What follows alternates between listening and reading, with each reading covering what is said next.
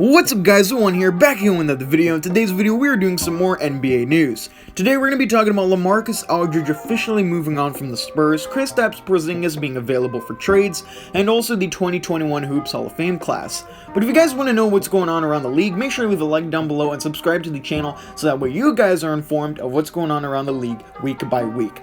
We have a lot to talk about, so let's just jump right into it. So the first piece of news that we're going to be talking about is LaMarcus Aldridge and San Antonio Spurs agreeing to move on and go their separate ways. Obviously, Aldridge is getting a bit up there in age, but he's still a really good player nonetheless.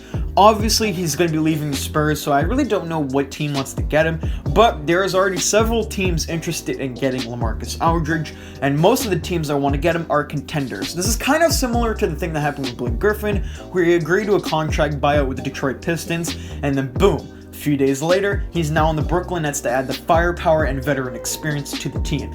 Obviously, LaMarcus Aldridge has played with two teams in his NBA career. He played with the Portland Trail Blazers for multiple years and played for the San Antonio Spurs for the last few years. Now, this will be his third NBA team he's going to. I'm more inclined to think LaMarcus Aldridge will be traded and not agree to a contract buyout, but it's going to be interesting to see what value he has, as obviously he's still a pretty good player. I'm interested to see what players and assets the Spurs will get back, as obviously we all know the Spurs have missed the playoffs for the first time in 3 decades last season. So this season, they're going to try to find the direction that the team wants to go. They still have a really good team. Obviously, DeMar DeRozan, he's going to have a massive leadership role moving forward, as obviously he's playing like an all-star this year. He's been playing very well this year, and it's going to be interesting to see him on the court without LaMarcus Aldridge for most of the time.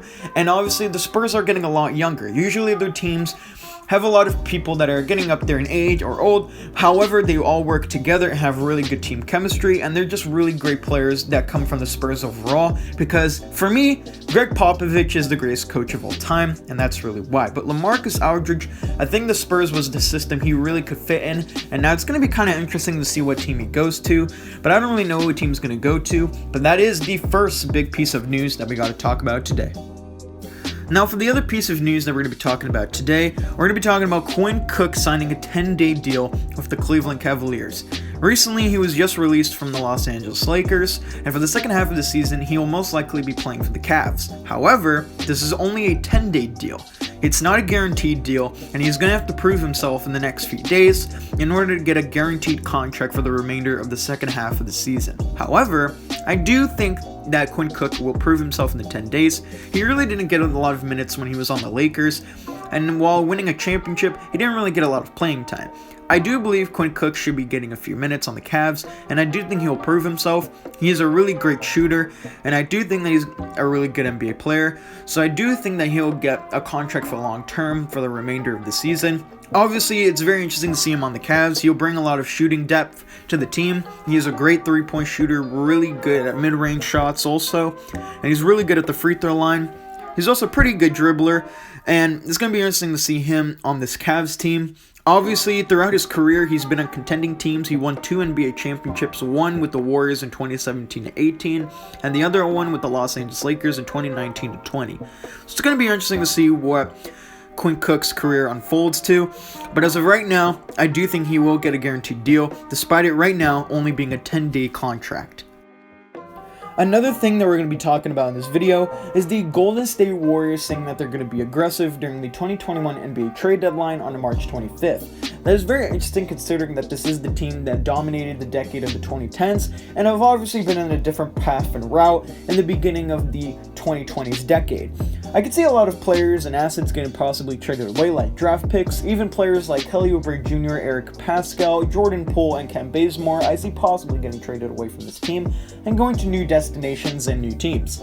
However, 3 players for me I think are going to be staying on the team for sure. Steph Curry, Draymond Green, and Andrew Wiggins are 3 players I think are going to stay, especially because the reason why I think Andrew Wiggins is going to stay is because I think they want to see the fit of him at the small forward position when Klay Thompson comes back and becomes the official starting shooting guard. Obviously, Klay Thompson is missing back-to-back seasons, and obviously he will be back next season in the NBA playing for the Warriors, and obviously Splash Brothers will be back and reunited next season. Very crazy that obviously we're going to be seeing that very soon again next season, but in terms of this season, I think they're going to trade for Oladipo. As obviously I said in my last video, and the NBA trade rumors heat up, I do think he's going to the Warriors. He's on the Rockets right now, and I think he's the one player for sure that is guaranteed to get traded away. It's just a matter of what team it is, and I do think that is the Golden State Warriors. Oladipo and Curry as the backcourt hopefully help the team make the push for the playoffs. I think it will be great if they even get to a playoff spot. I think Curry possibly becoming MVP will go skyrocketing up high, especially with the season he's having this year. Obviously, the Warriors are the 9th seed as of the recording of this video as of right now in the Western Conference, so they're going to try the best that they possibly can to possibly make a playoff spot. I could still see the Warriors even getting a seed in the top 6, but it's just a matter of how the team plays, and I can honestly see that happening. If they get Oladipo, that'll be huge help, and that can honestly help them make the playoffs. So yeah, let me know down in the comments below what you guys think the Warriors type of trades that they're going to do during the 2021 NBA trade deadline. Let me know your thoughts down in the comments below. But yeah, very interesting news right here. Another thing that we're going to be talking about in this video is Kristaps Porzingis now officially being available for trade.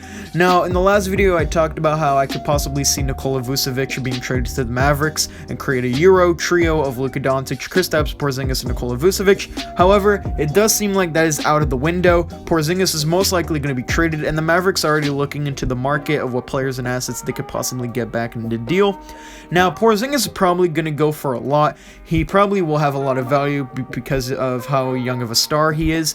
He has played in 21 games this year and is averaging 20.5 points per game, 8.6 rebounds per game, 1.3 assists per game, 0.4 steals per game, 1.5 blocks per game, shooting 47.8% of field goal percentage and 35.1% of three-point percentage. Very good numbers, and I do think his value is pretty high. He is a young star. He has been hurt. He does have injury history, but he's still a great player nonetheless, and I do think he's definitely going to go for a lot. I could possibly see like a trade that probably involves 3 players, one of them probably being like a star also, with a few draft picks. So I do think there will be a lot of value, and I do think the Mavericks will get a lot back if they do decide to trade Kristaps Porzingis.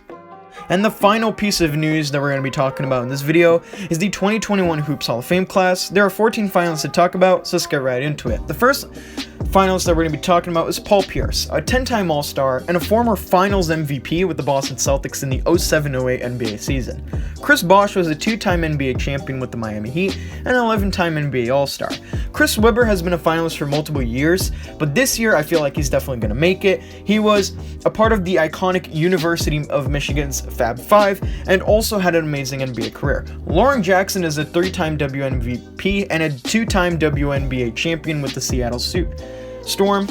Ben Wallace has won the Defensive Player of the Year 4 times along with Dikembe Mutombo, and he's also won an NBA championship with the Detroit Pistons in the 03-04 season. Michael Cooper was also a Defensive Player of the Year winner.